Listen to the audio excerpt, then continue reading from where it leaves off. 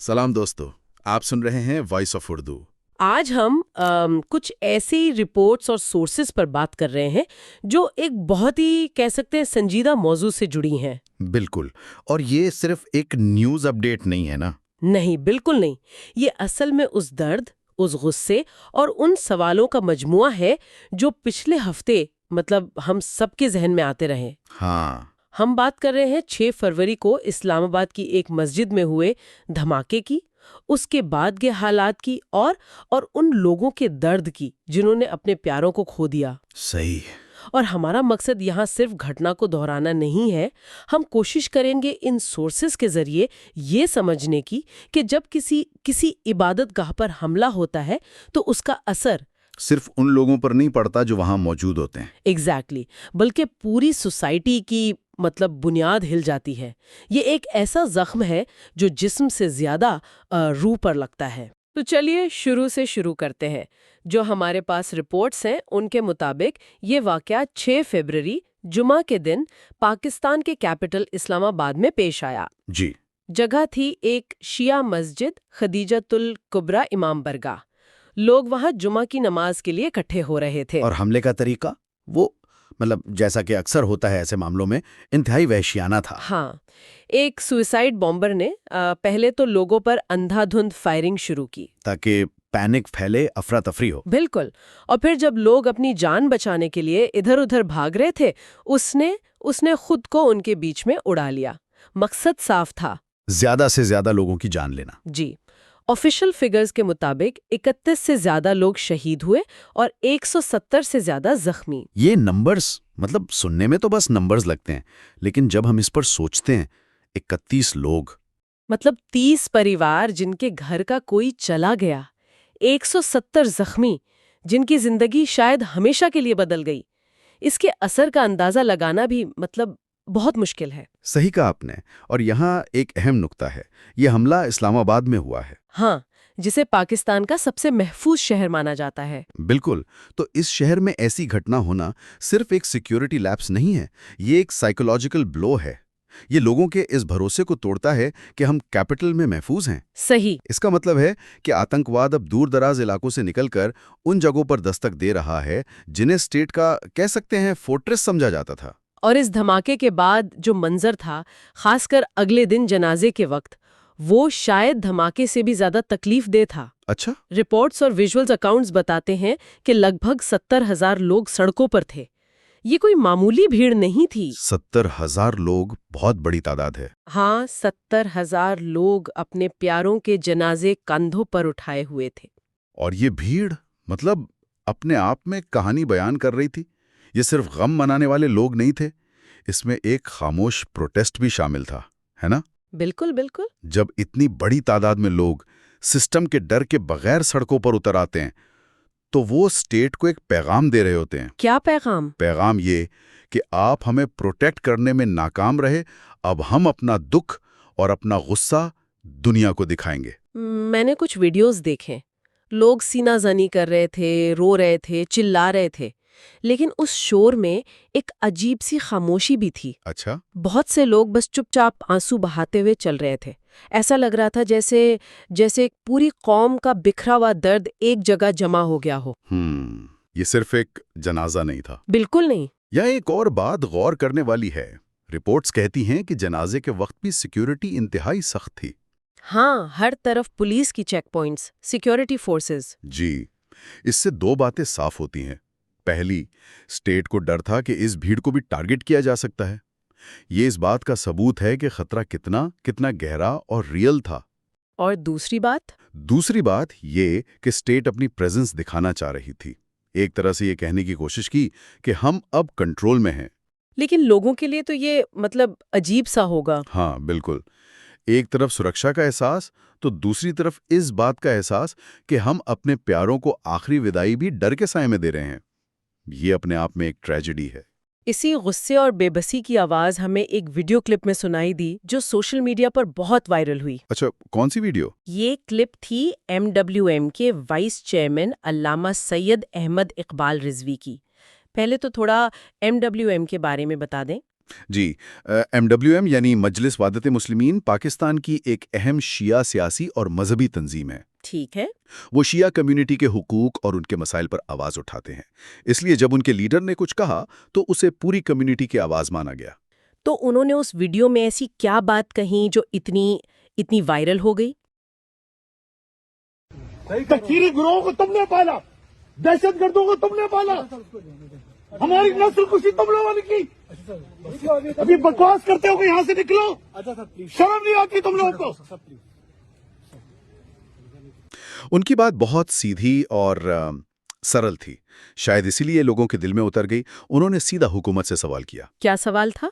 उनका कहना था कि जब तक आतंकवाद को जड़ से ख़त्म नहीं किया जाएगा, जब तक सिक्योरिटी की खामियों को आड़े हाथों नहीं लिया जाएगा, तब तक आम आदमी मरता रहेगा। लेकिन उनकी जो सबसे ताकतवर लाइन थी, वो एक सवाल था। मस्जिद के अंदर भी अगर लोग महफूज नहीं तो लोग किस जगह जाएं? बिल्कुल यही। जब मैंने ये सुना तो मुझे लगा ये सिर्फ एक शख्स का सवाल नहीं है, ये उस हर इंसान का सवाल है जो उस दिन खौफ में था। घर, बाजार, स्कूल तो पहले ही अनसेफ थे। अब इबादत की जगह भी नहीं बची। हाँ। और अगर हम इस सवाल का थोड़ा गहरा एनालिसिस करें, तो ये स्टेट और सिटीजन के बीच जो एक सोशल कॉन्ट्रैक्ट होता है ना, जी। उसके टूटने का ऐलान है। स्टेट की सबसे बुनियादी जिम्मेदारी अपने शहरियों को सुरक्षा देना है।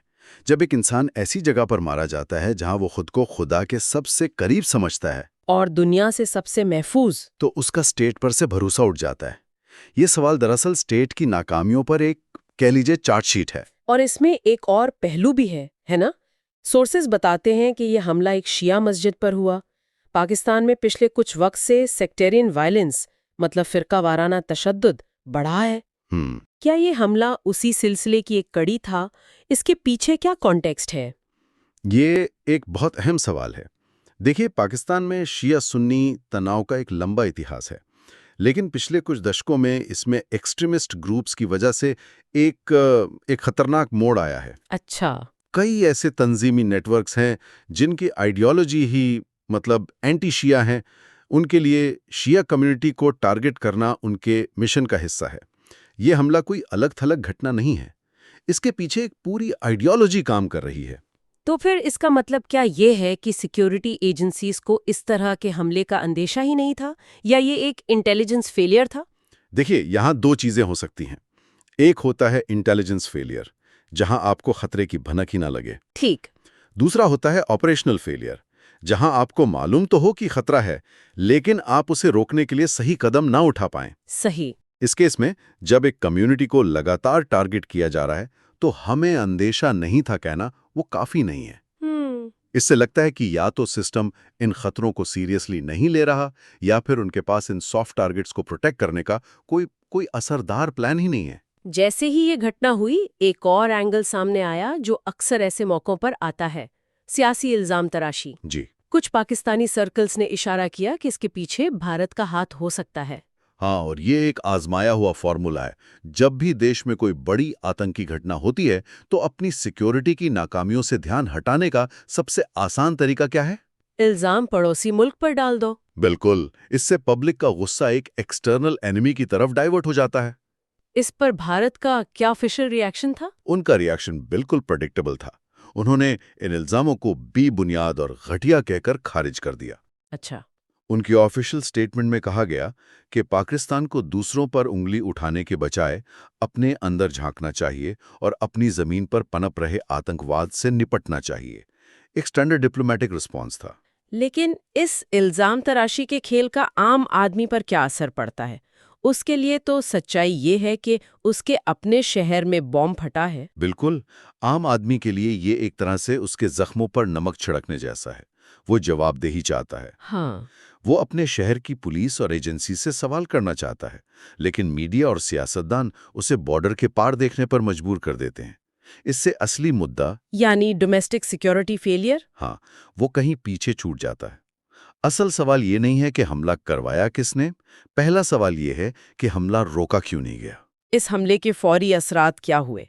हमने सिक्योरिटी बढ़ाने की बात तो की, लेकिन शहर के लोगों में खौफ का क्या आलम था? फौरी तौर पे तो जैसा कि होता है, शहर में हाई अलर्ट जारी कर दिया गया, चेक पोस्ट्स बढ़ा दी गई, पेट्रोलिंग तेज हो गई। ठीक। लेकिन ये सब मतलब टेम्पररी मेजर्स होते हैं। लोगों के अंदर जो डर बैठ गया वो इन चीजों से नहीं जाता। खासकर जब उन्हें पता हो कि ये कोई पहला हमला नहीं है। सही, लोगों में आपस में ये बातें होने लगती हैं कि आज उनकी बारी थी, कल हमारी हो सकती है। तो इस पूरे वाक़े से, इन सारे सोर्सेस को देखने के बाद सबसे बड़ा सबक या टेक अवे क्या निकलता है? मेरे ख्याल से सबसे बड़ा सबक अकाउंटेबिलिटी यानी जवाबदेही का है। देखिए, आतंकवाद एक ग्लोबल प्रॉब्लम है सही। और कोई भी स्टेट ये 100% गारंटी नहीं दे सकती कि हमला नहीं होगा। लेकिन जब हमले बार बार होने लगें और खासकर एक ही कम्युनिटी को निशाना बनाया जाए तो फिर ये तो होता रहता है वाला एटीट्यूड नहीं चल सकता। सिस्टम को जवाबदेह ठहराना जरूरी है। बिल्कुल। पर ये जवाबदेही आएगी कैसे? लोग प्रोटेस्ट करते हैं, मीडिया में बातें होती हैं और फिर कुछ दिन बाद सब नॉर्मल हो जाता है। यहां पर दो चीजों की जरूरत है। पहला, पॉलिटिकल विल। जब तक सियासी लीडरशिप इस मसले को अपनी टॉप प्रायोरिटी नहीं बनाएगी तब तक नीचे ब्यूरोक्रेसी और सिक्योरिटी फोर्सेस भी सुस्त रहेंगे। और दूसरा, एक मुसलसल पब्लिक प्रेशर। सिर्फ घटना के वक्त नहीं बल्कि आम दिनों में भी लोगों और सिविल सोसाइटी को बेहतर सिक्योरिटी और पुलिस रिफॉर्म्स के लिए आवाज उठाते रहना होगा। ये एक लंबी लड़ाई है। एक बात और, सोर्सेस कहते हैं कि सिर्फ लफ्जी मुजम्मत यानी वर्बल कंडमनेशन काफी नहीं है। हर हमले के बाद पॉलिटिशियंस, लीडर्स सब सोशल मीडिया पर आ जाते हैं। हाँ, वही स्टैंडर्ड लाइन, हम इस हमले की शदीद मुजम्मत करते हैं। लेकिन इससे होता क्या है? कुछ नहीं होता। ये एक रिचुअल बन चुका है। असल चीज है एक्शन। सही। क्या इस हमले के बाद सिक्योरिटी प्रोटोकॉल्स में कोई ऐसी तब्दीली आई जिससे अगला हमला रोका जा सके? क्या उन ऑफिसर से पूछताछ हुई जिनके इलाके में ये हुआ? या एक्सट्रीमिस्ट ग्रुप्स की फंडिंग पर कोई बड़ा क्रैकडाउन हुआ? एग्जैक्टली। जब तक ये एक्शन जमीन पर नहीं दिखेगा तब तक ये मजम्मत के जुमले लोगों के गुस्से को और बढ़ाएंगे। उन्हें लगेगा कि सिस्टम उनके दर्द को समझ ही नहीं रहा, सिर्फ एक फॉर्मेलिटी पूरी कर रहा है। सही कहा। तो अंत में हम इस नतीजे पर पहुंचते हैं कि ये सिर्फ एक आतंकी हमला नहीं था, ये एक सिस्टम की नाकामी थी, लोगों के टूटे हुए भरोसे की कहानी थी। और इस बात की एक दर्दनाक याद दहानी थी कि जब तक आतंकवाद की आइडियोलॉजी को नहीं हराया जाएगा तब तक हम सिर्फ लाशों की गिनती ही करते रहेंगे। बिल्कुल। हर लाश सिर्फ एक नंबर नहीं है। वो किसी का बाप था, किसी का बेटा, किसी का शौहर। वो एक पूरा परिवार था जिसकी दुनिया उस एक धमाके में उजड़ गई।